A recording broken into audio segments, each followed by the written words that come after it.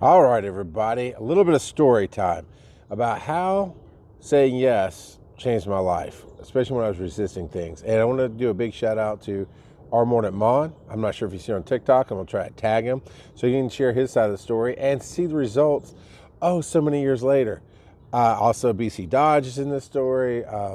Jay Soderberg, I don't know, is on here. Jim Brewer, Barbara Beach, and I had her name, so I'll try to say her name. It'll come to me. So here's the thing. I was on the hustle. I was building my podcasting empire. I went to the easiest to reach and biggest celebrities I knew at the time, which was easiest to reach made it sound like they're nothing. It's not that they're nothing. It's I knew I could go talk to them, but it's the Tortuga Twins. And they were at the Ren Fest and they were in the Ren Circuit. And I really loved their comedy. And so when I did a comedy show, I interviewed them on it and so on and so forth. And actually, no, I got them, at first I got them to do an intro for it. Then a year or two later, I got them to agree to do an interview. And doing that interview, our Morning Mon was like, what is podcasting? What is this stuff?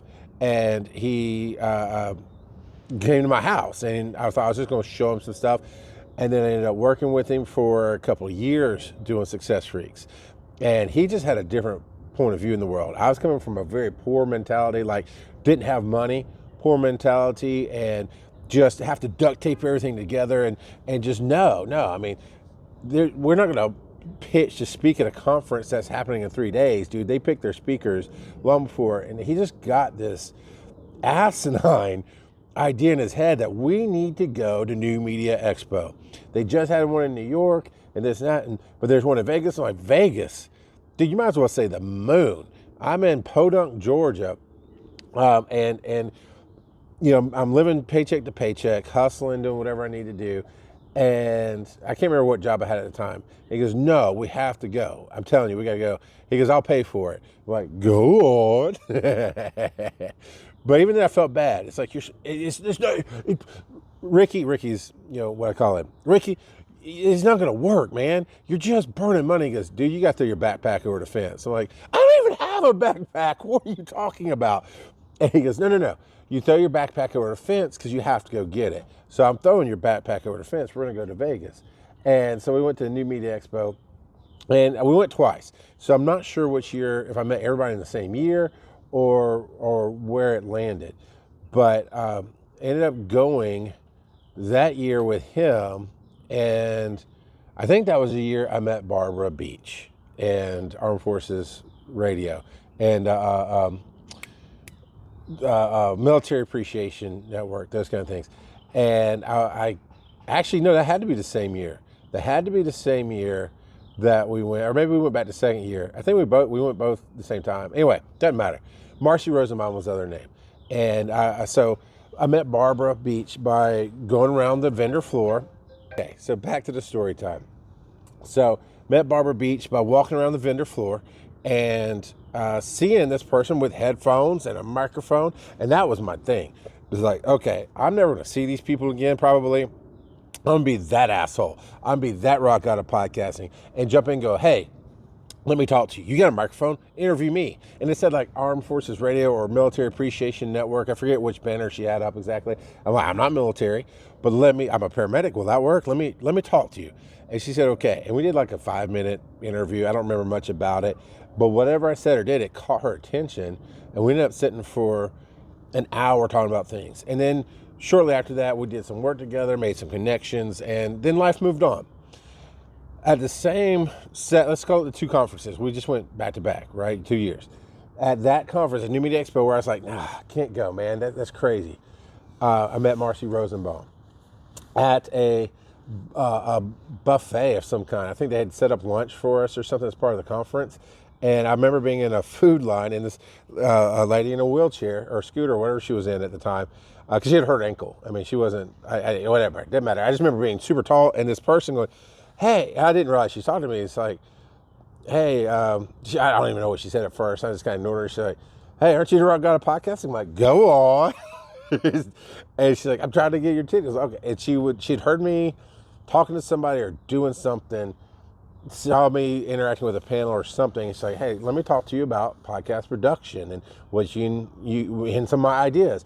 And so we talked. That one went on to be Entrepreneur Radio. And when I lost my job, when I had no paycheck to live through, whatever, you know what I'm saying? She was there, and I produced that show for a year, doing all the recordings and edits and all the audio production and publishing.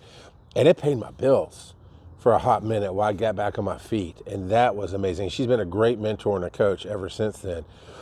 So I'm gonna get back to Barbara. So there's Barbara, there was Marcy. Jay Soderberg was working for ESPN at the time. He was the producer for most of the podcasts that they did and everything that they had on. And he was there as part of a panel. And an official ESPN type panel thing where it had some of the, I think Matthew Berry was there, you know, not the What We Do Alone in the Dark Matthew Berry, but the sports one.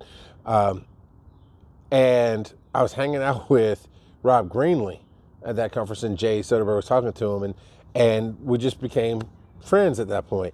And Jay and I have kept in touch a lot. But Jay Soderberg, meeting him at that conference, became really good friends.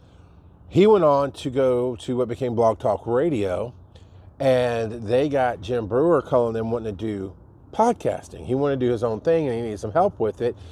So that's how I got connected with Jim Brewer and worked with him on his website and some of his podcasting stuff for about a year until he got to a point where it really took off, and he needed somebody better than me. But I got to do that year of work with Jim Brewer, one of my comedic heroes, and got to hang out with Jim a little bit. So that was amazing. And Jay and I still touch base a lot, about 2 or 3 times a year now, and keep in touch. So I met Jay there, and that connection brought me money that I needed at a time I didn't know I was going to need it, right? So that worked out.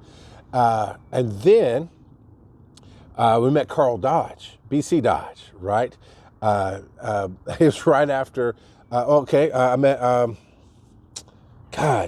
Jen Page, the director.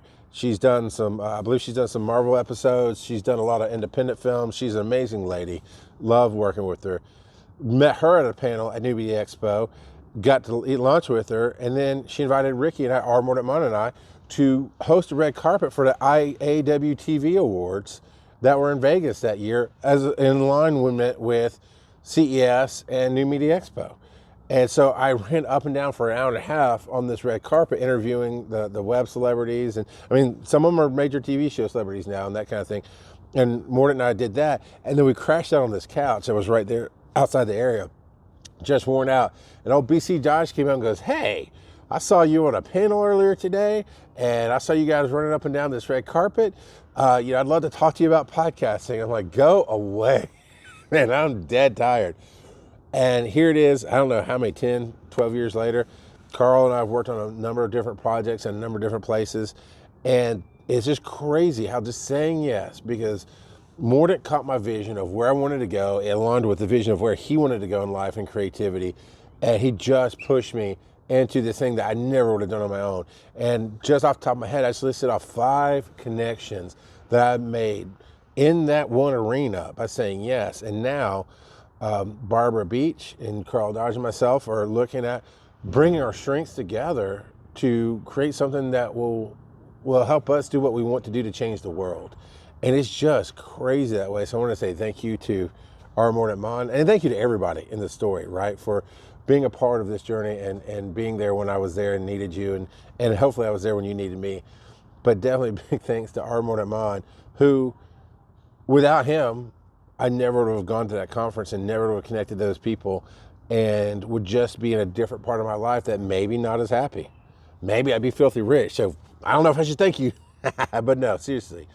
When you have somebody who believes in what you're doing and wants to do it with you, say yes, and let's see where it goes. As long as it's not going to hurt you, your family, or anybody else, you just never know 5, 10, 15 years later where it's going to land you. Oh, also, that path landed me as director of Dragon Con, but that's another story for another time.